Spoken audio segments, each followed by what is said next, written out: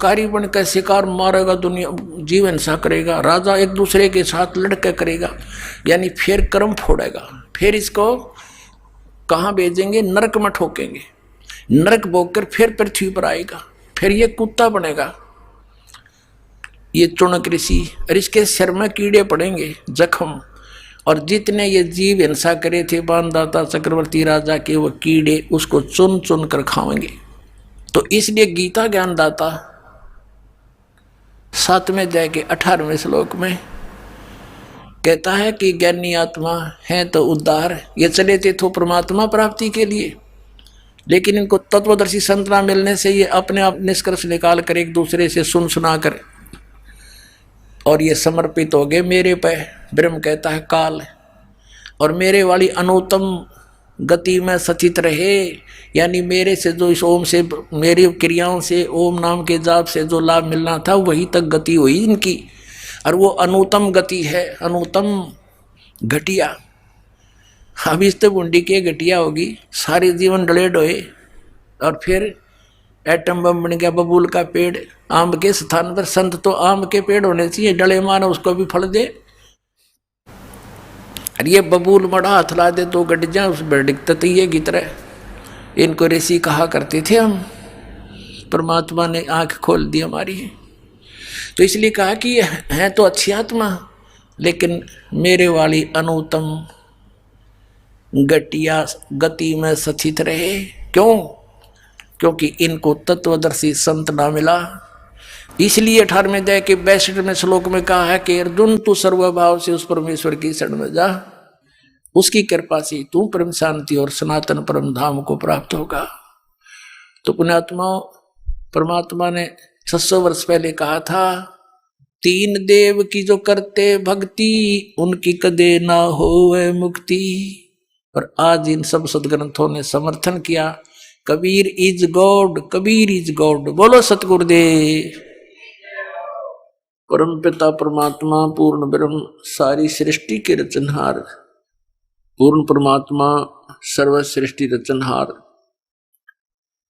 ये कबीर साहब जी हैं, कबीर परमेश्वर जी हैं। ये हम सभी आत्माओं के पिता हैं। पूरी सृष्टि असंख्य ब्रह्मांडों के रचनहार हैं। पुण्यात्माओं, हम यहां काल के जाल में फंस चुके हैं। 21 ब्रह्मांड इस काल भगवान का शासन है, इसकी प्रभुता है 21 ब्रह्मांड में। एक ब्रह्मांड के अंदर 14 लोक और साथ में ये पृथ्वी लोक, स्वर्ग लोक, पाताल लोक और 88,000 खेड़े, ब्रह्मा विष्णु महेश, 88,000 ऋषि, 33 करोड़ देवता, 18 भार बनमाला, 96 करोड़ मेघमाला, 49 कोट पृथ्वी, ये एक ब्रह्मांड के अंदर सामग्री होती है। ऐसे ऐसे इस काल भगवान के 21 ब्रह्मांड हैं। इन 21 ब्रह्मांडों का भी फिर एक ही ग्रुप है। जैसे भारतवर्ष के अंदर प्रांत भिन्न भिन्न हैं और उनका मेन कंट्रोलर प्रधानमंत्री व राष्ट्रपति जी है, इन सभी प्रांतों को मिलाकर भी एक ही देश कहलाता है। ऐसे ही जानो, इस काल के 21 प्रांत हैं, ओवरऑल ये कंट्रोलर है। इसको सरपुरुष भी कहते हैं। हम इस काल के लोक में अपनी गलती से आ गए। हम सतलोक में रहा करते थे, जहां पर जरा और मरण नहीं है। जरा मीन वृद्धावस्था, बुढ़ापा, और मरण मृत्यु नहीं है, वहां पर किसी भी वस्तु का अभाव नहीं है, वहां कोई भी कार्य आपको नहीं करना पड़ता है। आपका शरीर ये 5 तत्वों से बना हुआ पुतला नहीं होता, एक तत्व से बना हुआ आपका शरीर होता है, जिसमें नाड़ी तंत्र नहीं होता, जिसके कारण ना बीपी हाई होता ना लो होता। वहां किसी भी पदार्थ का अभाव नहीं है। जो यहाँ की 4 मुक्तियां हैं ये तो क्षणिक है, इनका तो अंत होता है। यहाँ के भगवान ने, यहाँ के स्वामी काल ने, ज्योति निरंजन ने, जिसको सरपुरुष भी कहते हैं और इसको ब्रह्म भी कहते हैं, इसने सभी पदार्थों का और सभी व्यवस्था का सतलोक की नकल करके बनाया है, उसका प्रतिबिंब डाल रहा है। अब जैसे एक तो सोने का आभूषण हो, एक पीतल का हो, वैसा ही हो, लेकिन उसकी क्वालिटी और कीमत में दिन रात का अंतर होता है। ऐसा ही समझो, वहां पर भी हम सभी का ऐसा ही शरीर है, मनुष्य सदृश शरीर है, और ऐसी ही आपकी सृष्टि होगी, आपका परिवार होगा, और वो ऐसा परिवार होगा जिसमें ना कोई रोग होगा, ना मृत्यु होगी, कोई अभाव नहीं होगा। यहां जो बुरा हाल हुआ पड़ा है ऐसा वहां कुछ नहीं है। तो पुण्यात्माओं, जैसे किसी व्यक्ति को यहां बरवाला में प्लाट मिला हुआ है, मकान बना रखा है, और उसको कोई कहे कि चलिए आप चंडीगढ़ के अंदर, और आपको वहां बढ़िया मकान दिलाते हैं और वहां रहिए, तो जिस व्यक्ति को वो तुलना का पता होगा कि वो बहुत अच्छा शहर है, बरवाला की तुलना में वहां सब सुविधाएं अधिक हैं, तो शायद ही कोई ऐसा होगा जो वहां ना जाने की इच्छा करे, और वहां व्यवसाय यहां से अच्छा होगा, बहुत अच्छा होगा, कोई 1000 गुना होगा, तो तुरंत त्याग देगा बरवाला को। तो जब तक आप जी का ये विश्वास नहीं होता कि सतलोक के अंदर ऐसा सुख है, तो आपकी इच्छा बन ही नहीं सकती। तो ये कहां से विश्वास हो, उसका कुछ आधार तो बनाना ही पड़ेगा आपने, कि हम इस आधार से तो मान सकते हैं कि वहां ये व्यवस्था है।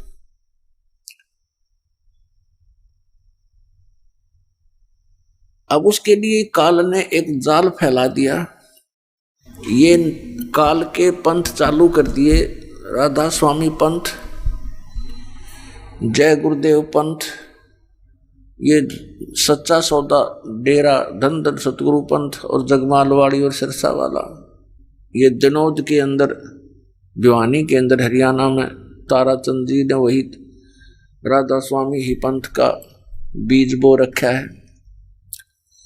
ऐसे ही कृपाल सिंह जी दिल्ली के अंदर सावन कृपाल मिशन, ब्यास के अंदर राधा स्वामी पंथ, आगरा के अंदर और भी बहुत गणे ठाकुर जी, पता नहीं कितने किए इन्होंने काबली की करबो दी। ये सभी डुप्लीकेट पंथ हैं, काल के पंथ हैं, इनके 5 नाम काल के हैं। अब नाम से मोक्ष होगा, क्योंकि संत मता पूर्ण रूप से नाम पर आधारित है। तो नाम सच्चा हो तो मोक्ष होगा, नाम झूठा है तो मोक्ष नहीं होगा। तो इनके 5 नाम नकली हैं, काल के ही जाप हैं। जहां आशा ता बासा हुई, अब जहां की टिकट बनवा रखी है, जहाज तो वहीं जा छोड़ेगा आपको। तो इन्होंने काल की टिकट बना रखी है आपकी, और आप काल के ही जाल में रहोगे। तो इन्होंने क्या बताया है, एक निरंकारी पंथ है और एक ये अंशादेश पंथ है जो सतपाल जी महाराज और ये प्रेम राउत बाल योगेश्वर जी अमेरिका दीवनों के बहुत गुना प्रचार कर रखे। काबली की करता अपने आप उग जाया करे, ना बोने की जरूरत ना पड़ती, ना देखभाल की हो सकता। आम के पौधे लगा के देखो तो सब नकली पंथ हैं, मनमुखी साधनाएं हैं, निराधार उनके मंत्र हैं, किसी भी सदग्रंथ से मेल नहीं खाते और कोई उनकी मर्यादा नहीं है, जिस कारण से भोले श्रद्धालु उनको परम संत मानकर उनकी शरण ग्रहण करके अपना जीवन नष्ट कर रहे हैं। ये क्या बताते हैं कि सतलोक के अंदर परमात्मा नहीं है, केवल प्रकाश ही प्रकाश है। और वहां मुक्त आत्माएं जो यहां से मोक्ष प्राप्त करके जाती हैं, वो सतलोक के अंदर ऐसे समा जाती है सतपुरुष में जैसे बूंद समुद्र में, वो एक भाव हो जाता है, एक रस हो जाती है। बताओ। और इस आधार से भी करोड़ों प्राणी उनके पीछे लगे हुए हैं, उन्हें ये नहीं सोचा कि ये क्या कह रहे हैं, और निराधार व्याख्या बना रखी है। तो इसके लिए हमने ये कौन सी सच्ची है, उन सभी संतों की बातें सत्य हैं या ये दास बताने जा रहा है आपको वो सत्य है, इसका निर्णय कैसे होगा? इसका निर्णय होगा अपने सदग्रंथों से और उन महापुरुषों से जिन्होंने परमात्मा को प्राप्त किया, सचखंड को देखा और फिर वापस आए। जो व्यक्ति वहां जाकर के वापस आया है तो वो जो बताएगा वह सच्ची होगी, वह सत्य होगा। अब एक तो स्वयं परमात्मा ने आके ज्ञान दिया, परमेश्वर कबीर जी ने। अब परमेश्वर कबीर जी ने जो ज्ञान दिया, प्रथम तो वही फाइनल है।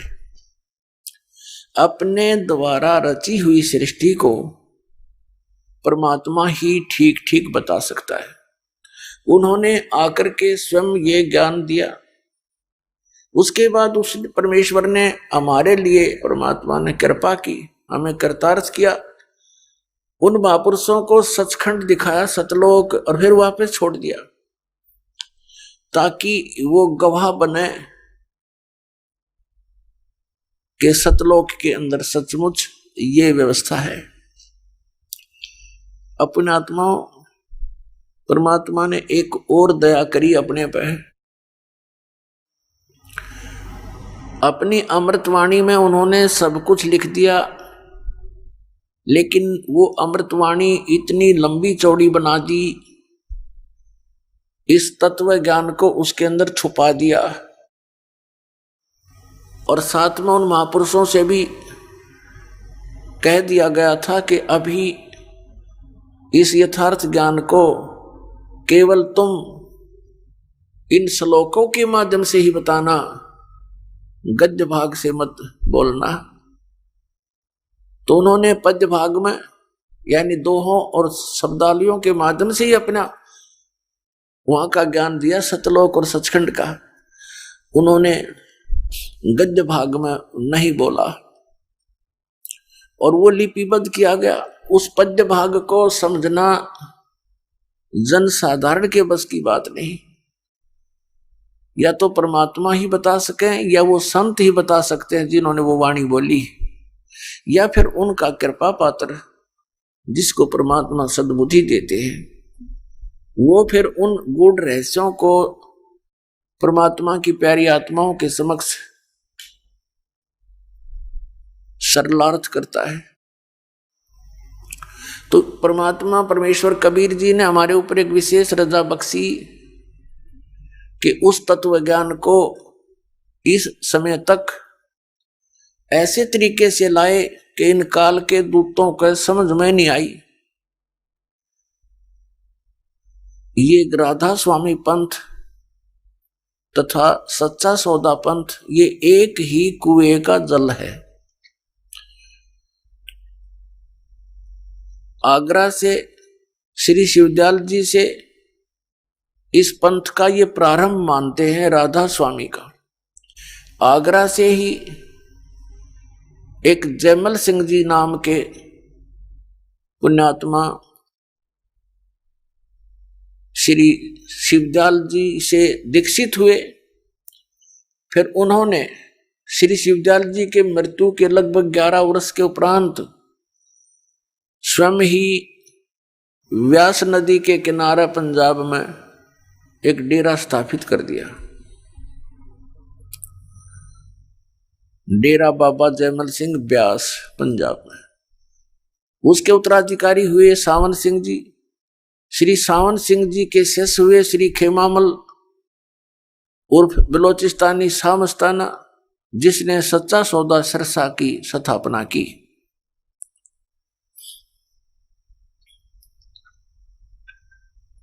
अपने आत्माओं समझदार को संकेत ही बहुत है। इन महापुरुषों को सचखंड का कख भी पता नहीं ना, सतपुरुष के बारे में जानकारी, और इतना टोल जोड़ कर काल के मुंह में झोंक दिया। करोड़ों व्यक्ति फूंक दिए, उस काल के जाल में डाल दिए इन्होंने, और अब भी ना मानते। अब इनके गुरुओं ने एक मीटिंग की, राधा स्वामी, धन सतगुरु, जय गुरुदेव, इन सब ने मिलकर आगरा में। और उसमें उन्होंने पहले तो ये देखा कि क्योंकि उनके भक्तों की शिकायत गई कि जी आपके विषय में एक रामपाल संत ऐसे ऐसे बोलता है, वो तो बहुत गलत कह रहा है। उन्होंने मीटिंग की, हमारी यहां से सीडी ले गए वो, उन्होंने सीडी देखा और सबको वहां बुला लिया। 600 एकड़ जमीन किराए, पहली जनवरी की बात है 2012 में जनवरी में, और खड़ी फसल का मुआवजा दे दिया। और ये सब जगह मुनादी करवा दी कि सबने आना है, गुरुजी एक नवी गल दसेंगे। तो इस श्रद्धालु तो पहुंच जाते हैं, पता नहीं क्या फार्मूला और बताओगे भक्ति का। कई लाख व्यक्ति इकट्ठे हो गए, 600 एकड़ जमीन, उत्तराखंड जमीन, करोड़ों आदमी आ जाए उसमें। पहले तो उन्होंने डिस्कस किया कि रामपाल का क्या करें इसका। अब रामपाल का क्या करेंगे, पहले तो अपनी किताब न फूको इनने, जब रामपाल का करियो कि मैं करोगे थे। तुमने लिख रखी, तुम्हारे प्रवचन तुम्हारा ही ज्ञान दास तो पढ़ के सुनावा है भाई, पुस्तक मोल ले रखी है, आप पढ़ो औरों को पढ़ाऊं, देखो ये महापुरुष ऐसा ज्ञान देते। फिर सीडी दिखाई, उनका नहीं समझ में आई कि अभी केस करेंगे तो किस पे करोगे, इनकी दूरी पोल खोल लूंगा। फिर करके देखो एक बार, अगर ये थोड़ा सी हिम्मत कर लेते तो इस पर बैन लग जाए पूरे पंथ पे, इसका एक भी शब्द जनता में नहीं जा सकता इनका। ऐसा बेहुदा ज्ञान है इन लोगों का, कख भी नहीं पता, दुनिया को करोड़ों लोगों को डबो दिया। फिर उन्होंने नवी गल ये दसी सबको कि किसी की पुस्तक नहीं पढ़ना और किसी की सीडी भी नहीं देखना, वो नहीं लेना। ये नवी गल दस का सबका थपकी मार के भेज दिए। अब वो श्रद्धालु बेचारे वो इन्हों सोचे गुरुजी का आदेश हो गया, हमने किसी की पुस्तक नहीं पढ़नी। उनको इन्हों ना पता, ये काल के जाल में बांध दिए, तो कति गठड़ी बांध के धर दिए और झोंक देंगे उनके अंदर। ज्ञान पढ़ने में क्या दिक्कत, हमारा भी पढ़ो और उनका भी पढ़ो, हमारा भी सीडी देखो उनकी भी सीडी देखो, तब निर्णय होगा कहां जा रहे हो तुम। तो कहने का दास का तात्पर्य ये है कि इनके पास न तो कोई ज्ञान है मंत्र पांचों काल के, और ये सिरसा वाले सच्चा सौदा वालों ने थोड़ी सी भिन्नता कर ली। किसी ने कह दिया होगा कि ये तो ज्योति निरंजन, ओंकार, ररंकार, सतनाम आदि ये तो सारे ही काल के जाप है, सतपुरुष का तो जिक्र भी नहीं इसमें। तो इन्होंने अपनी सूझबूझ से कि लोग नो ना कहेंगे ये काल के नाम हैं, 3 नाम चला दिए, सतपुरुष, अकाल मूर्त, शब्द स्वरूपी राम। और यूं कहते किसी को बताना नहीं। अब श्रद्धालु तो ऐसे होते हैं भाई नहीं बताना, अब ना बताने का कारण क्या होता है वो बताएगा दास साहब को। अब ये अकाल मूर्त शब्द स्वरूपी राम और सतपुरुष ये तो एक ही परमात्मा के महिमात्मक वचन शब्द हैं और पर्यायवाची है। जैसे जल पानी नीर, जल पानी नीर। अब जल कह दो, तीन कहने की क्या आवश्यकता है? जल कहो चाहे पानी कह दो चाहे नीर कह दो। जल पानी नीर कहने से मोक्ष हो जाएगा। यानी सतपुरुष काल मूर्त सब स्वरूपी राम ये रटते रहो, नहीं। उसको तो हमने खोजना है, पाना है, जिसको सतपुरुष कहते हैं। जैसे जल है, जल को तो हमने पाना है, वो कितना आवश्यक है हमारे जीवन के लिए, तो वो कैसे मिले? ये प्रोसेस अलग है, ये प्रोसीजर न्यारा है। बोकी लाओ, पाइप लाओ और फिर बोकी मारो। जमीन के अंदर जल है, वहां से प्राप्त करना है, और फिर जब बोकी और पाइप का कार्य जल तक पहुंचना है, जल को बाहर निकालना नहीं बोकी और पाइप का कार्य है। उसके बाद फिर मशीन लगेगी, हैंड पंप। वो हैंड पंप की भी फिर प्रैक्टिस करनी है, उसकी सेवा करनी है, उसका अभ्यास करना है। तो जब जल निकलेगा बाहर, जिसको हम खोज रहे थे, जल पानी नीर, जल पानी नीर करने से नहीं, वो प्रोसेस अलग है, वो प्रोसीजर न्यारा है, वो इंस्ट्रूमेंट अलग है जिनसे वो साधना की जाएगी। 2 अक्षर का सतनाम है, जिसमें एक ओम मंत्र है, एक तत् मंत्र सांकेतिक है। इसकी बोकी लगानी है श्वास उश्वास से। ये 2 अक्षर का सतनाम है। एक संत मत प्रकाश भाग 4 है, श्री सावन सिंह जी द्वारा लिखी हुई, उसके वचनों का संग्रह। उसमें श्री सावन सिंह जी कहते हैं 261 पृष्ठ पे कि सोई गुरु पूरा कहावे जो 2 अक्षर का भेद बतावे, कि ये गुरु ग्रंथ साहिब में लिखा, ऐसा वो बोल रहे हैं। और फिर बताया है कि नानक साहब जी कहते हैं जे तू पढ़िया पंडित बिन 2 अक्षर बिन 2 नावा, प्रणवत नानक एक लंघाए जे कर सत समावा। नानक साहब जी कहते हैं कि हे पंडित, यदि तू 2 अक्षर के उस नाम बिना चाहे सारे ग्रंथों को घोट ले, इसे कोई लाभ नहीं होगा। अगर तूने ये 2 अक्षर नहीं पढ़े, नहीं जाप किया, तो यूजलेस है। फिर कबीर साहब का रेफरेंस दिया है कि कह कबीर अक्षर 2 भाख, होगा खसम तलेगा राख। अब कबीर साहब कहते हैं 2 अक्षर के मंत्र का तू जाप कर, भाख माने बोल, जाप कर। और यदि इन 2 अक्षर के नाम, यो सतनाम है, ये सतनाम सतनाम जाप का नहीं है, ये 2 अक्षर का नाम सतनाम है। और होगा खसम तलेगा राख, यानी इस नाम का अधिकारी इस पृथ्वी पर 21 ब्रह्मांड में इस दास के अतिरिक्त कोई नहीं है 2 अक्षर के नाम को देने वाला। इनको पता ही नहीं, देंगे टट्टू ये। इन सतनाम का ना पता तो क्या है? सतनाम सतलोक है, सचखंड है, सतनाम सथान है, सतनाम सतपुरुष है, सतनाम सतलोक भी सतनाम को कहते हैं, सार शब्द भी सतनाम को, सत शब्द भी सतनाम को। तो ये अधिकारी है ये, इनको कख भी पता नहीं किसी भी अध्यात्म मार्ग का, और इतनी दुनिया को काल के मुंह में झोंक दिया। तो इसका देने का अधिकारी इस वर्तमान में इस दास के अतिरिक्त कोई नहीं था। और पहले इन महापुरुषों को मना कर दिया था जिनको ये सतनाम परमात्मा ने दान किया था। अब 2 अक्षर का ही सतनाम है, इसका अधिकारी से लिया हुआ जाप करोगे तो इसका समय आने पर आपकी रक्षा होगी और सचखंड प्राप्त होगा। लेकिन सार शब्द आदि नाम, जिसको सार नाम कहते हैं, सार नाम अर्थात आदि नाम के बिना फिर भी काम अधूरा। एक सतनाम, एक सार नाम। सतनाम में 2 अक्षर है, एक ओम, एक गुप्त। कबीर परमेश्वर जी कहते हैं कि सो हम शब्द हम जग में लाए और सार शब्द हमने गुप्त छपाए। अब ये सार शब्द जो है, ये समझो हैंड पंप है, ये सार नाम हैंड पंप है।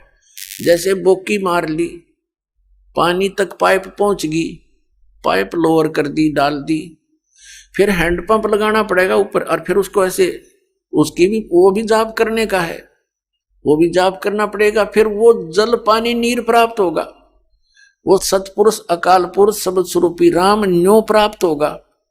इस 3 मंत्र के जाप है, इस अकाल मूर्त सबद स्वरूपी राम सतपुरुष, इससे नहीं। एक तो 2 अक्षर का सतनाम और तीसरा वो आदि नाम सार नाम। तो श्वासु श्वास के जाप करना पड़ेगा इस सतनाम का। एक वो मंत्र है, गुप्त है, और फिर उसके बाद ये दास आपको सारनाम देगा। जब आपकी पाइप जल तक पहुंच जाएगी तब ये सारनाम काम करेगा, अन्यथा करे नहीं।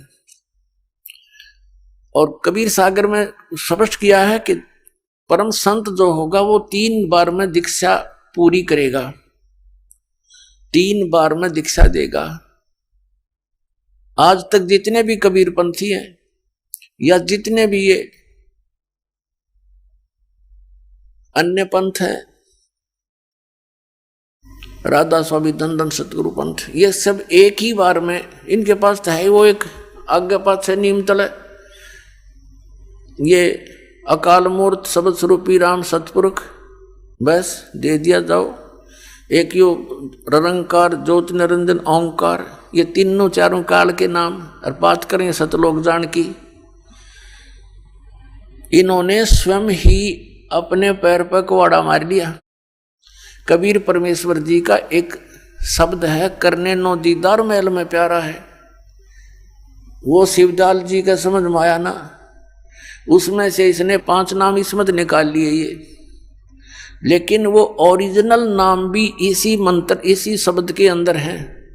मूल कमल का, नाभि कमल का, हृदय कमल का, और स्वाद कमल का, और कंठ कमल के, वह भी मंत्र इसमें है। वह ना इनका हाथ लगे, क्यों इनको पता ही नहीं, ना ये अधिकारी इन मंत्रों के देने के। शिवदयाल जी का जो फाउंडर ऑफ द राधा स्वामी पंथ है, उसका कोई गुरु नहीं, तो निग्र आदमी पंथ चलावे। परमात्मा कबीर साहब कहते, गुरु बिन माला फेरते, गुरु बिन देते दान, गुरु बिन दोनों निष्फल हैं, ते पूछो वेद पुराण। रामकृष्ण से कौन बड़ा, उन्हों भी गुरु कीन, 3 लोग के वेदनी गुरु आज्ञाधीन। तो इस प्रकार इन्होंने ये 500 नाम काल के जाप करते हैं। इन सतनाम का ये नहीं पता आज तक, हे भगवान ये क्या करने का है, खाने का है, पीने का है, ये कोई स्थान है या कोई नाम का जाप है। कहीं कहते हैं ये सतनाम असली राम है, सतनाम सचखंड है, सतनाम सचखंड को कहते हैं। कहीं कहते हैं सतनाम स्थान है, फिर सतनाम सतपुरुष भी सतनाम है, सतलोक भी सतनाम है, सारनाम भी सतनाम है, सार शब्द भी सतनाम है, और सतनाम भी सतनाम है। हुआ भाई बांडे जो बांग पी का बोल लग रहा आदमी, अब बताते हैं हम सतलोक जाएंगे, सचखंड जाएंगे। अब शिवदयाल जी तो जा लिया सचखंड, वो तो बुक्की में बोल रहा था, अपनी शिष्या में भूत बनकर अपनी शिष्या बुक्की के अंदर बोलकर फिर वो कापी हुए और भोजन खावे, हो गया पार शिवदयाल तो। और यही सबके साथ बनेगा जो ये नाम जाप करते हैं, जितने भी राधा स्वामी पंथ से संबंधित पुण्यात्माओं। दास आपके ऊपर एक रहम कर रहा है, भले ही आज बुरा लगूं आपको, एक दिन आप रोया करोगे और गुण गाया करोगे इस दास का।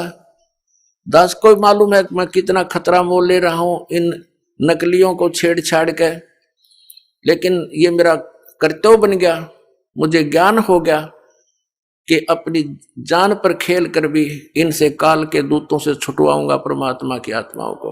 और परमात्मा स्वयं भी इसी उद्देश्य से आए थे कि मेरे बच्चों को मेरी जानकारी हो।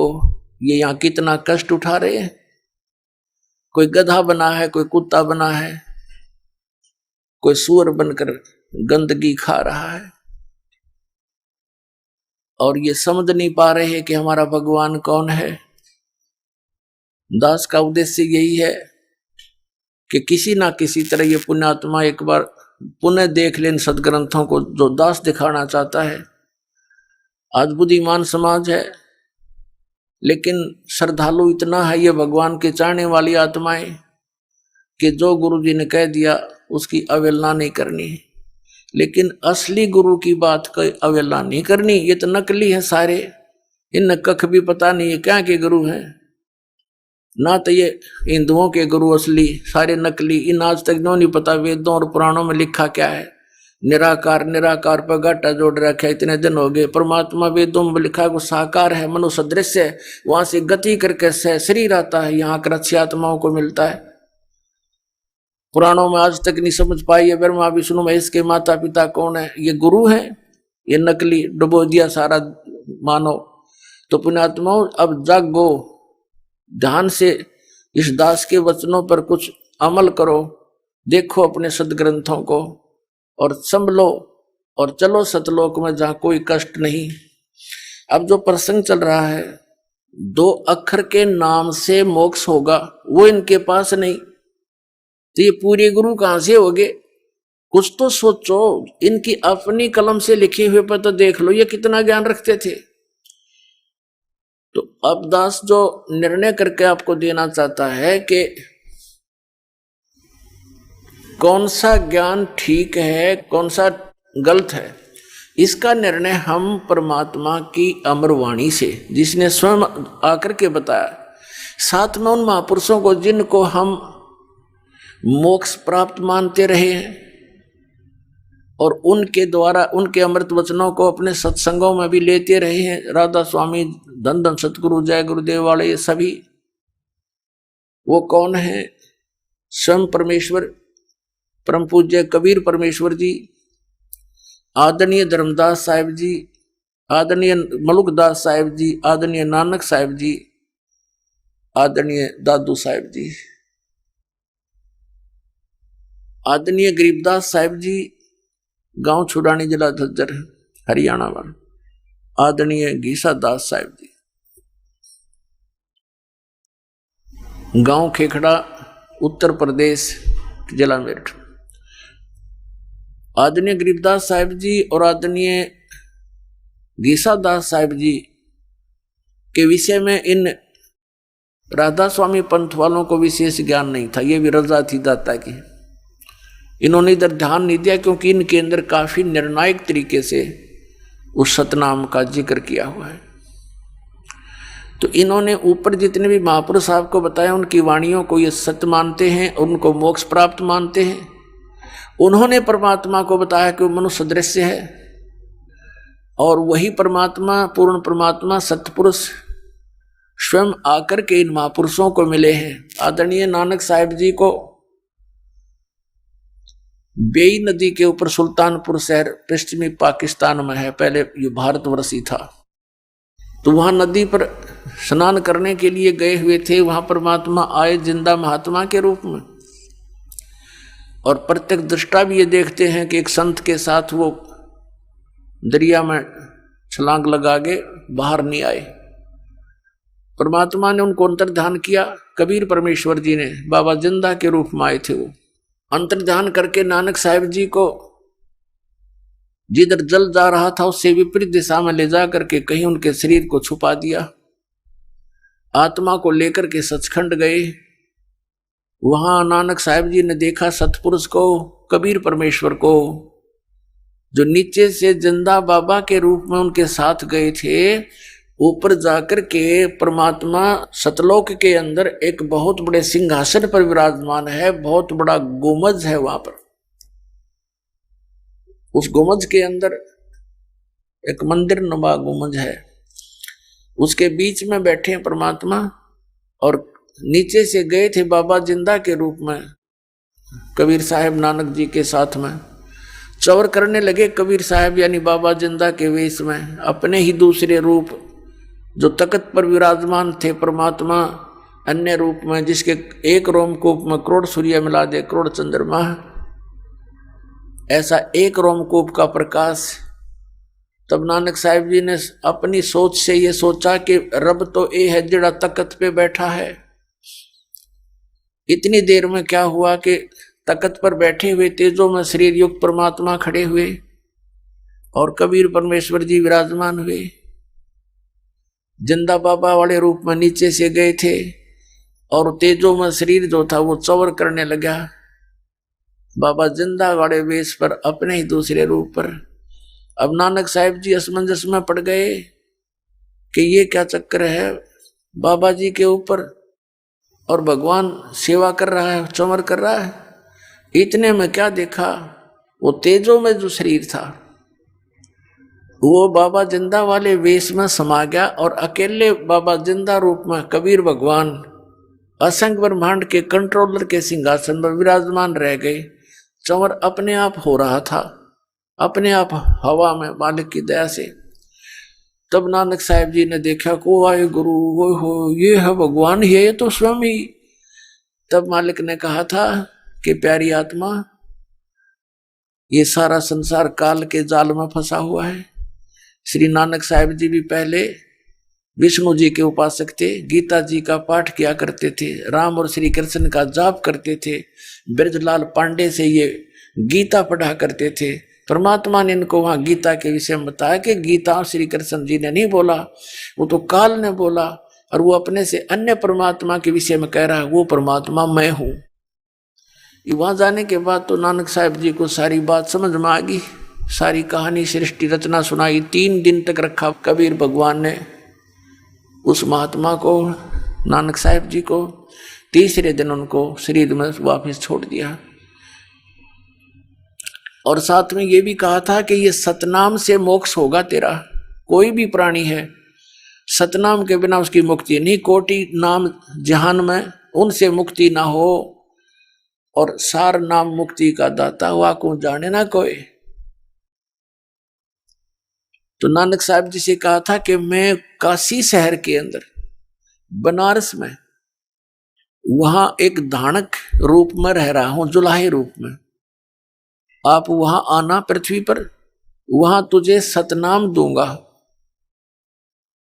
अब नानक साहिब जी को और सारी बात समझ में आ गई कति 100%, क्योंकि ब्रह्मा विष्णु महेश से मिलवाया उनको। ब्रह्मा विष्णु महेश से पूछा कि आपकी आयु कितनी है, उन्होंने बताई हमारी इतनी आयु है। उसके बाद हमारी मृत्यु होगी, कहाँ जाओगे पता नहीं, कहाँ जाएंगे। उसके बाद नानक साहिब जी गदगद हो गए, कि सचमुच हम तो डरे ढोरे थे। उनको फिर वापस छोड़ा, तीसरे दिन वापस आए। नौकरी करते थे एक नवाब के यहाँ, नौकरी त्याग दी और ऐसा ही वेशभूषा बना करके जिस रूप में परमात्मा मिले थे जिंदा महात्मा के रूप में, ऐसा ही चोला पैर के ऊपर, शरीर के ऊपर कपड़ा, और चल पड़े बनारस की तरफ। प्रथम उदासी माने संसार से विमुख होकर के, उदास होकर के परमात्मा की खोज और प्रचार के लिए वो चले। प्रथम उदासी उनकी बनारस की है। अब रास्ते में वो पूछते चले गए कि ये ज्ञान कहीं और भी किसी को है क्या नहीं। जो भी कोई साधु संत डेरा मिलता वहां जाकर के प्रश्न करते थे कि ब्रह्मा विष्णु महेश के माता पिता कौन है। सभी कह देते थे ये तो अजरो अमर हैं, इनके कोई माता पिता नहीं है। नानक साहिब जी आगे तुर जाते थे, आगे चल पड़ते कि नहीं इनके खक नहीं पता इनको। ऐसे चलते चलते कहाँ पहुंचे, रामानंद जी के पास, ब्राह्मण के पास, कि उससे बात करूं, उससे भी चर्चा करूं। रामानंद बहुत पहुंचे हुए महापुरुष माने जाते थे बनारस के अंदर, काशी के अंदर, और वो भी कबीर परमेश्वर ने उनको भी सेट कर रखा था। पहले ही उनके साथ वार्ता हुई थी। वो भी श्री कृष्ण राम के पुजारी थे और शंकर भगवान के पुजारी थे, और विष्णु से ऊपर किसी को नहीं मानते थे। उनको भी सचखंड ले जाकर वापस छोड़ा था। कबीर साहब कहते हैं, जो देखेगा मेरे धाम को सो जानेगा मुझ, गरीबदास तो से को सुन गायत्री गुज, कि मुझे जो सतलोक में देख लेगा वो तो मैंने मान लेगा आई एम गॉड, अन्यथा कोई नहीं माने, क्योंकि जुलाए रूप में भगवान बैठा कौन माने। हम तो उन्हें तो भगवान मान लिया जिनके हाथ में त्रिशूल हो, सुदर्शन चक्कर हो या गदा ले रखी हो, क्यों डरते माना उन्हें तो। अब बिना ज्ञान के ऐसी हमारी स्थिति थी। तो जब नानक साहिब जी ने जाकर के रामानंद जी को छेड़ा ज्ञान चर्चा के लिए, कहा कि बताओ ब्रह्मा विष्णु महेश के माता पिता कौन है, तब श्री रामानंद जी ने कहा कि महात्मा जी इसी ब्रह्मा मैं फिरूं था जिस ब्रह्मा आप फिर रहे हो। मुझे मालूम नहीं था इस बारे में, लेकिन अब मुझे ज्ञान हो गया कि इनके माता पिता हैं। इनकी सही जानकारी अगर आपको चाहिए तो मेरे गुरु समझो या मेरे शिष्य समझो, क्योंकि उन्होंने मुझे प्रतिज्ञा दिला रखी है कि आप मुझे अपना शिष्य बनाए रखो, अन्यथा वो सारी सृष्टि के गुरु हैं, जगत गुरु हैं। और कबीर नाम के वो जुल्हा धानक वर्ण के अंदर आए हुए हैं, वो स्वयं परमात्मा है। अब नानक साहब जी ने कहा कि मुझे एक बार उनके दर्शन कराओ, मैं बात करूंगा उनसे। रामानंद जी ने अपना एक सेवक भेज दिया। मालिक को तो पता था वो प्यारी आत्मा आ रही है, रुक नहीं सकते इस ज्ञान से, जख्मी होने के बाद प्राणी घायल हो जाता है। नानक साहब जी पहुंचे जहां पर परमात्मा खड्डी में बैठ गए और कपड़ा बुन रहे थे। अब नानक साहब ने जाकर देखा कि ये परमात्मा तो सचमुच वही थे जो बेई नदी पर मिले मुकू और सचखंड लेकर गए सारी सृष्टि के रचनहार, ये यहां भी आ गए। तब कहा था, फाई सूरत मुल्क की वेश, ए ठगवाड़ा ठगी देश, खरा सियाणा बहुता बार, ये धानक रूप रहा करता। सभी आसपास के जुल्हे आकर इकट्ठे हो गए। एक पंजाब देश का पंजाबी आकर इस नीरू के पुत्र को भगवान बता रहा है। सभी हंस रहे हैं उंगलियां दे देकर मुख में कि इसको क्या पता, ये तो जुल्हा है, इसको भगवान बता रहा है। लेकिन जिसने भगवान को देख रखा वो कैसे माने उन भोली आत्माओं की जिनको पता नहीं, वो लाल की पहचान जोर ही कर सकता है। फिर नानक साहब जी ने कहा है, ये 24 पृष्ठ श्री गुरु ग्रंथ साहिब में महिला पहला की वाणी है कि एक सवान दोई सवानी नाल भौके भलकाई सदा बिहाल, ये कूड़ छुरा मुठा मुर्दार, ये धानक रूप रहा करतार, तेरा एक नाम तारे संसार में एहो आस एहो आधार, ये धानक रूप रहा करतार। नानक साहब जी कह रहे हैं तेरा एक नाम वो सतनाम तारे संसार, पूरे संसार को पार कर दे, और मैं भी उसी आस में उसी आधार से आपके पास आया हूं। और फाई सूरत मुल्क की वेश, ए ठगवाड़ा ठगी देश, खरा सियाणा बहुता बार, ये धानक रूप रहा करतार। वहां नानक साहब जी कह रहे हैं कि इसको तुम एक जुलाहा मत समझो, ये बहुत भार है, बहुत वजनदार है, इसमें बहुत कीमत है इसकी। ये ठगवाड़ा ठगी देश, ये सबको जो है ना धोखा दिए बैठा है, ये खुद परमात्मा है। लेकिन कौन माने? एक जोहरी, एक इतने से 100 ग्राम 200 ग्राम के कंचे को, और कोई कहे ये 2 करोड़ का है, किसको यकीन हुआ? चौनी बिना देखो ये नए फूक एक तरफ। और जो उसको परख लेता है कि सचमुच ये लाल है, वो कहेगा ला मुझे दे, और लोग छुपा के भाग लेगा, कोई देख ना ले। तो ये वो तो लाल के पारखू बनाए परमात्मा ने पहले उन महापुरुषों को जो भगवान को पहचान सके। फिर उनका 771 पृष्ठ पर वाणी दर्ज है महिला पहला की। नानक साहब जी ने कहा कि नीच जात परदेसी मेरा, छे नावे तिल जावे, और जाकी संगत नानक रेंदा, कैसे मोढ़ा पावे। तो पुण्यात्माओं, इन महापुरुषों ने जो सतिथि बताई भगवान को देखकर, वो साकार बताई, ऐसे ही वो परमात्मा लीला करता है। इसी प्रकार वो परमात्मा अपनी लीला के आधार से अपने स्वभाव अनुसार सभी महापुरुषों को मिलते हैं। जैसे ऋग्वेद मंडल नंबर 9 और सूक्त नंबर 1 मंत्र 8-9 में, ऋग्वेद मंडल नंबर 9 सूक्त 86 के मंत्र 26 और 27 में, ऋग्वेद मंडल नंबर 9 सूक्त 82 के 1, 2, 3 में, ऋग्वेद मंडल नंबर 9 सूक्त 96 के 16 से 20 में, ऋग्वेद मंडल नंबर 9 सूक्त 20 मंत्र 1 में, और भी अनेकों स्थानों पर ऋग्वेद मंडल नंबर 9 सूक्त 94 के मंत्र 1 में यह स्पष्ट किया है कि वो परमात्मा सतलोक में रहता है, ऊपर तीसरे मुक्ति धाम में। आइए अब हम उन श्रद्धालुओं के अनुभव जानते हैं जो जगत गुरु तत्वदर्शी संत रामपाल जी महाराज जी से दीक्षा प्राप्त कर चुके हैं तथा उनके द्वारा बताए गए भक्ति मार्ग पर चल रहे हैं। सर नमस्कार। नमस्कार। क्या नाम है जी आपका? मेरा नाम सुगम यादव है। सुगम यादव जी, कहाँ से आए हैं आप? मैं गांधीधाम गुजरात से आया हूँ। बेसिकली मैं एमपी का रहने वाला हूँ। डिस्ट्रिक्ट भिंड, ग्राम रमा, तहसील अटेर, थाना सरोपरा, जिला भिंड से रहता हूँ। अभी आप गुजरात में रहते हैं? जी, अभी प्रेजेंट में मैं गांधीधाम में रहता हूँ, गुजरात में। सर संत रामपाल जी महाराज जी से कब जुड़े आप? मैं संत रामपाल जी महाराज से 3/12/2008 में जुड़ा था पहली बार। सर संत रामपाल जी महाराज जी से नाम दीक्षा लेने से पहले आप क्या भक्ति साधनाएं करते थे? मैं कोई ऐसी खास भक्ति नहीं करता था, जो जैसा रेगुलर है वैसे ही करता था। लेकिन मैं ऐसे चलता था ज़िंदगी, कुछ मालूम नहीं था भक्ति का सही से क्या होता है और क्या होता है। मैं तो कमाता खाता था और मौज करता था, खा के पी के, दारू दक्कड़ पी के बहुत जलसे करता था। सर संत रामपाल जी महाराज जी की शरण में कैसे आना हुआ? संत रामपाल जी महाराज में शरण में आने का एक बहुत बड़ा कारण है कि मैं बहुत ज़्यादा दारू पीता था और दारू के धंधे करता था। उस पीरियड में मैं कुछ धंधे भी, सिविल लाइन का, कंस्ट्रक्शन का बिजनेस करता था, जिसमें मुझे बहुत बड़ा एक नुकसान हुआ था। नुकसान कुछ इस प्रकार हुआ था कि मैं ऐसी कंडीशन पे आ गया कि रोड पे था, जिसमें मेरे कोई परिवार, भाई बंधु, कोई भी मेरे को एक 5 रुपये का सपोर्ट करने की कंडीशन नहीं थी। और उस पीरियड में मेरे को लोग देख लेते थे तो साइड निकल जाते थे कि भाई ये पैसे मांगेगा या इसके पास पैसा नहीं है, इसके लोग कर्जा मांग रहे हैं। ये अहमदाबाद में जब मैं काम करता था, ये 2006 की बात बता रहा हूँ, 2006 से 7 के बीच में यहाँ रहा और थोड़ा मैंने अपना कंडीशन सुधारा, लेकिन सही सुधरा नहीं।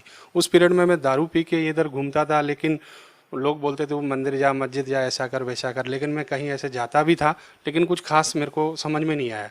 उस पीरियड में एक हमारे श्याम सिंह भगत जी थे, जिनको मैं, भगत तो उस पीरियड में जानता ही नहीं था भगत क्या शब्द होता है। वो मेरे को चांदोड़िया ब्रिज के नीचे अहमदाबाद में मिले, तो उन्होंने बोला भाई तुम कैसे हो, ठीक ठाक हो? मैंने बोला हाँ ठीक है। मेरे एक दोस्त और उनके साथ थे, तो उन्होंने बोला क्या करते हो? मैंने बोला कुछ नहीं, आजकल ऐसी तकलीफ चल रही है। उस दिन जब वो मेरे को मिले थे, मैं फुल दारू के नशे में था, तो उन्होंने बोला आपको क्या तकलीफ है, आपको कैसा है? मैंने बोला धंधा पानी खत्म हो चुका है और मैं नुकसान में हूँ। तो बोला कल मेरे को मिलना, आज आप ठीक नहीं हो, आप दारू पियो और आपसे आज बात नहीं कर सकता। मैंने बोला ठीक है जी। मैं नेक्स्ट डे उनसे मिलने के लिए बड़ा इच्छुक था कि भाई उन्होंने मेरे को बोला है, मैं उनसे मिलने जाऊंगा। मैं उनको मिलने के लिए सुबह गया, तो उन्होंने मेरे उस पीरियड में मेरे से ज़्यादा बात ना करते हुए गहरी नज़र गीता दी और बोला कि इसको आप पढ़ना और पढ़ के आपको जो समझ में आया उसका मेरे को बताना कि आपको क्या अच्छा लगा और क्या बुरा लगा। मैं कहा ठीक है जी। मैं वो बुक लेके आया जी, मैं घर पे रख ली और उसको पढ़ना चालू किया। पढ़ते पढ़ते उस बुक में मेरे को जब सृष्टि रचना पड़ी, तो मेरे दिमाग में बहुत बड़ा टेंशन हो गया कि यार ये कौन से ऐसा संत होते हैं जो इस तरीके की वातावरण है, आप ये ब्रह्मा विष्णु महेश ये सब। मैं तो उस पीरियड में हनुमान जी की पूजा भी करता था कि मेरे को ऐसे लगता है, मुझे भूत बहुत परेशान करते थे। भूतों की पूजा के चक्कर में, भूतों के डर की वजह से मैं हनुमान जी की पूजा करता था। तो मैं जानता था हनुमान से सर्वश्रेष्ठ है, उनसे बड़ा कोई है ही नहीं। लेकिन उस पीरियड में जो चीज़ बनी वो समझ में आई, तो उन्होंने मेरे को बोला कि हम एक दीपक जलाते हैं, और उसमें गहरी नज़र गीता में दीपक भी गुरुजी के आगे रखा था, संत रामपाल जी महाराज के आगे। तो मैं वो दीपक जलाने लगा घर में। मैंने सारे अगरबत्ती मैं बहुत सारी लगाता था, वो बंद कर दी, वो दीपक जलाने लगा। मेरे धीरे धीरे जो कंडीशन थे वो बहुत अच्छे होने लगे। कच्चे जी होने लगे कि मेरे को, मेरी गुटखा छूट गया, दारू छूट गई। उन्होंने मेरे को पहले समझा दिया था, तो ही आप ये इस मार्ग को पकड़ना जो आप पूर्ण रूप से आपको नशा पता छोड़ना पड़ेगा। सर आपने नाम दीक्षा भी नहीं ली थी, केवल संत रामपाल जी महाराज जी की पुस्तक ही पढ़ी थी, तभी आपने नशा छोड़ दिया? बिल्कुल बिल्कुल, उसी पीरियड में, क्योंकि उन्होंने मेरे को पहले ये चीज़ बताई थी, तो ही शरण में जाना जो आप नशा छोड़ सकते हो, क्योंकि उनको पता था यार। सर इतनी आसानी से कोई व्यक्ति नशा नहीं छोड़ पाता है, जबकि वो अगर वो नशा मुक्ति केंद्र में भी जाए तब भी वो नशा नहीं छोड़ पाते हैं, तो आपने कैसे नशा छोड़ दिया? लेकिन मेरे को तो ऐसा चमत्कार हुआ है कि मेरे को जो मेरे साथ वाले लोग थे वो ये कहते थे, तू यार ये क्या चक्कर में पड़ गया है, चल कहीं लगा लेते, ये पैक शैक मार लेंगे। मैं भाई मेरी कंडीशन ये है कि मैं छूना भी पसंद नहीं करता हूँ, क्योंकि मैंने वो जो उन्होंने मेरे को पहले जो एक वो बताया था नियम, कि ये नियम करो तो ही जाना, और नियम करने के बाद मुझे सुख प्राप्त होने लगा। सुख ऐसा हुआ कि मेरा धंधा चलने लगा। अब जो आदमी को जहाँ रोटी मिलेगी उसको तो मज़ा ही आएगा ना भाई, वही अच्छी जगह दिखेगी, तो मेरे को अच्छा लगने लगा। 3 महीने में नाम इनके शरण में था, बिना नाम लिए, मतलब भक्ति का पूरा नियम निभा रहा था। उसके बाद जब अगस्त का एंड आया, अगस्त से और थोड़ा आगे का टाइम आएगा, दिसंबर में मैं करीबन 7 तारीख के आसपास में मेरा राजकोट में काम चालू था, और राजकोट से जब मेरे पास फ़ोन आया कि मेरी बच्ची की तबीयत ख़राब है। उस पीरियड में मेरी बच्ची कुछ 6 महीने की थी, और बच्ची की कंडीशन ऐसी ख़राब थी कि उसको कोई भी डॉक्टर लेने के लिए एग्री नहीं था। 5 मिनट में उसको समझो कि उल्टी और दस्त हो रहे थे उसको। तो डॉक्टरों ने बोला कि भाई 20,000 रुपये भर दो, मेरे पास तो 200 रुपये थे, मैं 20,000 कहाँ से भरता। मैं लाया तो मेरे को श्याम सिंह भगत जी जो थे संत रामपाल जी महाराज जी की शरण में, वो ऑलरेडी पहले से जा चुके थे, मैं नहीं गया था। तो उन्होंने बताया था कि मेरे गुरुजी के पास जाते समय आपको कुआं और खाई बहुत बड़ा नुकसान दिखेगा, कि मैं जाऊंगा तो नुकसान होगा, नहीं जाऊंगा तो ये आपको ये चीज़ समझनी कि आपको क्या करना है। उस पीरियड में मेरे को ये चीज़ समझ में आ चुकी थी कि इन्होंने इनकी शरण में जाने के लिए आपको कुछ ना कुछ भोग देना पड़ेगा, यानी आपको मानना पड़ेगा कि परमात्मा की शरण। मैंने दृढ़ता हो गई थी बहुत पहले से, क्योंकि इनके बारे में मैंने बहुत पढ़ लिया था बुकों में, और वो करोथा कांड वाली कुछ बुकें मिल गई थी, उसमें भी पढ़ लिया था। मैं दृढ़ होकर साहब चला गया, और जब मैं सर वहाँ गया, आश्रम घर छोड़ा था, तो बच्ची की कंडीशन खराब हुई, पत्नी को बोल दिया ये जो अगर मर जाए तो इसका अंतिम संस्कार कर देना, मैं तो आश्रम जाऊँगा चाहे कुछ भी हो जाए। मैं घर से निकला, मेरी बेटी खड़ी हो गई, अच्छे से उसने दूध पिया, क्योंकि वो उस पीरियड में 6 महीने की थी, और आज दिन तक उसको कोई तकलीफ नहीं है। और इतना मतलब मैं उस दिन से दृढ़ हो गया हूँ कि आज मेरे को कोई ये बोले कि तुम संत रामपाल जी महाराज की शरण में गए और आपको मैं गोली मारूं, मैं बिंदास खुले खुले गोली खा सकता हूँ, क्योंकि मेरे परमात्मा मुझे बहुत बार बचाए। सर, आपको संत रामपाल जी महाराज जी से नाम दीक्षा लेने के बाद क्या लाभ मिले? नाम दीक्षा लेने के बाद जो फर्स्ट वाला मैं आपको बताऊं, तो मेरी पत्नी 2011 में जब मैं यहाँ से शिफ्ट हो गया था कच्छ में, और मैं गांधीधाम गुजरात में अभी प्रेजेंट में रह रहा हूँ, वहाँ मेरी पत्नी का देहांत हो गया था 2011 में 17 तारीख के आसपास, 17 नवंबर की बात है। क्या आपकी पत्नी ने नाम दीक्षा ले रखी थी? नहीं, मेरी पत्नी उस पीरियड में नाम दीक्षा नहीं ले रखी थी, और ये बोलती थी कि तुम किस संत के चक्कर में पड़ गए, तुमने सब कुछ छोड़ दिया है, किसी की 13वीं नहीं जाते हो, किसी के कोई भी विवाह शादी ढोंग ड्रामा सब कुछ छोड़ दिया, क्योंकि मैं संत जैसा जीवन जीने लगा था। और उसको ये चीज़, उसको पड़ोसी प्रॉब्लम दे रहे कि तेरा पति है ना थोड़े दिन बाद संत हो जाएगा, कोई बोलता कुछ हो जाएगा, तो वो टेंशन में थी। तो उसका उस दिन देहांत हो गया, डॉक्टर ने उसके ऊपर चादर डाल दी। तो मेरे को कुछ चीज़ें ऐसी थी जो पहले से पता चलता कि मेरे साथ ऐसा होने वाला है, मेरे को आज भी पता चलता है। जब ये चीज़ हुई तो मैं बड़ा आश्चर्य से बैठा था। मैंने बोला परमात्मा, आपने तो ये बोला था बेटा मेरी शरण में आने के बाद कोई दर्द नहीं होगा, कोई पीड़ा नहीं होगी, फिर ऐसा क्यों हो रहा? 11:30 से 12 मिनट हो चुके थे, मैं घड़ी की तरफ देख रहा था, और मेरे को ऐसा पूर्ण विश्वास था कि मेरे संत रामपाल जी महाराज हैं जो परमात्मा हैं, जिन्होंने मेरे जैसे कुत्ते को सुधार दिया है, तो भगवान कुछ भी कर सकता है। परमात्मा ने 14.5 मिनट के ऊपर कुछ सुई गई थी मैं, और बड़ी ये देख रहा था कि इसको परमात्मा क्या करेंगे। उस पीरियड में इसकी चद्दर हिली, पेट की तरफ थोड़ी श्वास आई, और डॉक्टर कागज बनाने की तैयारी कर रहा था, मेरे से बोला था कि आप ये कागज आ जाओ नीचे, कुछ साइन करना है। मेरे साथ एक मेरे दोस्त थे जो राम कुमार पंडित जी करके थे, वो बैठे थे, तो वो उनको पता लगा क्या हुआ सुगम। मैंने बोला यार कुछ नहीं हुआ है। बोला बताओ बताओ तुम रो क्यों रहे? मैंने बोला ये खत्म हो गई है। बोला क्या बात करते हो? तब हम इतनी देर के बाद 14.5 मिनट हो चुके थे, नजर मारी तो उनका पेट हिलने लगा। बोला तुम तो झूठ बोल रहे हो। उन्होंने बोला तो अभी, और जैसे ही दोबारा श्वास आई, और भगतमती बहुत तेजी से, उस पीरियड में तो भगतमती नहीं थी, वो इतनी तेजी से एकदम रोने लगी। वाइफ है मेरी, जब इतनी जोर से रोने लगी कि ये बताओ कि हम तो आपके गुरुजी को गलत मानते थे, आपके गुरुजी ने मुझे वापस बोला मेरे बेटी तेरे अभी टाइम पीरियड तो पूरा हो चुका है, मेरी तरफ से तेरे को टाइम देता हूँ और भक्ति करना, अपना घर परिवार बसा के चलना। मैं उस दिन उसको ये सब होने के बाद मैं बहुत खुश था कि परमात्मा ने मेरी बहुत बड़ी लाज रख ली। आज मेरी भक्ति में दया है मालिक ने। मैं दूसरे दिन ही आश्रम गया, और परमात्मा नामदान वो आशीर्वाद दे रहे थे सबको। गुरुजी संत रामपाल जी महाराज मेरे आशीर्वाद दे रहे थे। तो उस पीरियड में हम लोग 15 जन के आगे हमारे गुरुजी चले गए थे संत रामपाल जी महाराज, और वो मैं रो रहा था, मेरे मुंह से आवाज़ नहीं निकल रही थी, क्योंकि मैं संत रामपाल जी महाराज के सामने जब भी जाता तो नतमस्तक होकर मैं तो रोता ही रहता था, मेरी आवाज़ नहीं निकलती थी। तो वो 10-12 भगत के वापस फिर रिटर्न आए, नाम मेरे ऊपर फिर से हाथ रखा, बोलो भगत रोना मत, अब तेरी भगतमती को कुछ नहीं होगा और कुछ भी नहीं बिगड़ेगा, बस भक्ति में ध्यान रखना। मेरे को ऐसे बोले संत रामपाल जी महाराज। सर फिर मैं तो बहुत बड़ा, मतलब आवाज़ तो नहीं निकल रही थी, इतना रोया था उस दिन से कि मेरे को ये चीज़ समझ में आ गई कि मेरे गुरुजी ने बहुत कुछ मेरे साथ अच्छा किया, बहुत अच्छा किया। और क्या लाभ मिले सर? उसके बाद ऐसी कंडीशन थी जो मैं यहाँ फाइनेंशियली बहुत ज़्यादा प्रॉब्लम थी। अभी आज की तारीख में फाइनेंस में ऐसा है कि मैं यहाँ से कच्छ पहुँचा था 2011 से ही मैं हर साल नई कार बदलता हूँ। मैं इतना सुख हूँ, मैं बता नहीं सकता हूँ। मेरे पास एक 10 आने के लिए जो बंदा दुखी हुआ, जो उसके पास बहुत अच्छा बड़ा बिजनेस है, और एक जो बंदा अनपढ़ हो, जिसको लोग इंजीनियर की डिग्री से देखते हो, ये भी कंडीशन है। मैं एक सिविल इंजीनियर बन गया हूँ, और मैंने कभी स्कूल नहीं पढ़ा था। आज मैं डेफिनेटली एक इंजीनियर के वर्क पे पोस्ट पे काम कर रहा हूँ। मैं खुद के मकान बनाता हूँ, मैं खुद एक बिल्डर की कंडीशन में आ गया हूँ, बहुत पैसा कमा रहा हूँ, सब कुछ है, दया है मालिक की। और उसके बाद मेरे साथ एक दूसरी घटना हुई थी 2014 में, 24 अप्रैल के दिन। मैं आश्रम से ही आ रहा था, संत रामपाल जी महाराज के आश्रम गया था, वहाँ से सत्संग सुन के मथुरा एक्सप्रेस, जमुना एक्सप्रेस जो है, मैं MP के लिए जा रहा था। मेरे पास स्कॉर्पियो थी, मेरी स्कॉर्पियो का पीछे का टायर फूट गया था और वो पलट गई थी। उसमें हम 9 जन थे, पूरी गाड़ी तहस नहस हो गई थी। हम 9 के 9 सत्संग चल रहा था गुरुजी का, क्योंकि मैं कोई भी भक्ति भाव दूसरे चीज़ सुनता नहीं हूँ, परमात्मा संत रामपाल जी के प्रवचनों के अलावा कुछ और चीज़ नहीं सुनता हूँ, मुझे कोई रुचि नहीं है। तो वही चल रहा था, पूरी गाड़ी तहस नहस हो गई थी और गाड़ी का इंजन कहीं अलग था। हम सारे के सारे 9 के 9 में किसी को एक रत्ती जो बोले ना, एक दाने भर किसी को चोट नहीं आई थी। सब बड़े एकदम खुश थे। लोग गाड़ी देख के लोग बोलते सब मर गए क्या। और बाजू में एक और एक्सीडेंट हुआ पड़ा था, आगरा की तरफ से गाड़ी आ रही थी, उसका एक डेड बॉडी पड़े थे, तो बोलते थे दोनों गाड़ी टकरा गई क्या। मेरी किसी को कुछ नहीं हुआ और आज दिन तक मुझे कोई तकलीफ नहीं है। सर और कोई लाभ बताना चाहेंगे? मेरे को एक दूसरा लाभ ये है कि आज मैं जो हूँ, जैसी भी कंडीशन में हूँ, वो बहुत बड़ी कंडीशन परमात्मा ने मेरी सही कर रखी है। मेरे पास बहुत कर्जा था, आज मेरे पास कोई 1 रुपये नहीं मांगता, मैं सबका दे चुका हूँ और मेरा खुद का भी इतना अच्छी फाइनेंशियली हो गई, मैं कभी सोच भी नहीं सकता था मेरे जैसे। और मैं सब दूसरी बात ये है कि मैं इतना बड़ा नशेलची आदमी था, दारू के धंधे करने वाला, दारू बेचने वाला, दारू चलाने वाला, चंबल के बहड़ों में डकैतों के साथ घूमने वाला बंदा इस कंडीशन में आ जाएगा, ऐसे किसी ने सोचा नहीं था। आज मेरे परिवार, मेरा गाँव मेरे को जो उस पीरियड में देखते थे तो वो बोलते थे इससे दूर रहना, ये तो बहुत खतरनाक लड़का है। आज मैं समाज में जाता हूँ, लोग मुझे बहुत इज्जत से बुला के बिठाते हैं, बोलो भाई ये लड़का बहुत अच्छा है। अभी थोड़े दिन पहले की एक छोटी सी बात बताना चाहूँगा आपको कि मेरे पास गाड़ी नहीं थी, मेरी गाड़ी एक सीज हो गई थी जिसका इंजन, और मेरे को MP जाना था शादी में।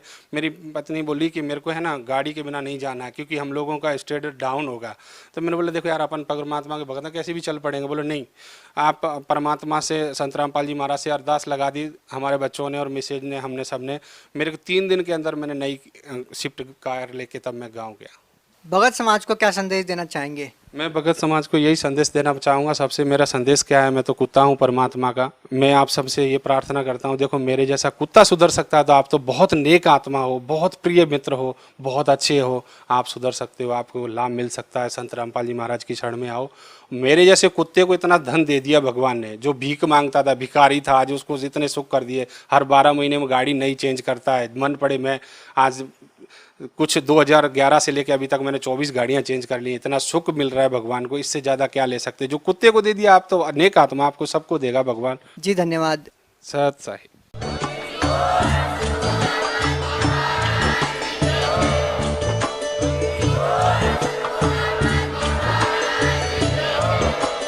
आप सुन रहे थे जगत गुरु तत्वदर्शी संत रामपाल जी महाराज जी के मंगल प्रवचन। अधिक जानकारी के लिए विजिट कीजिए हमारी वेबसाइट www.jagatgururampalji.org। संत रामपाल जी महाराज जी के शुभ आशीर्वाद से पूरे विश्व भर में 500 से भी ज्यादा नाम दीक्षा केंद्र हैं, जिन पर संत रामपाल जी महाराज जी द्वारा ऑनलाइन निशुल्क नाम दीक्षा दी जा रही है। अपने नजदीकी नाम दीक्षा केंद्र का पता करने के लिए संपर्क करें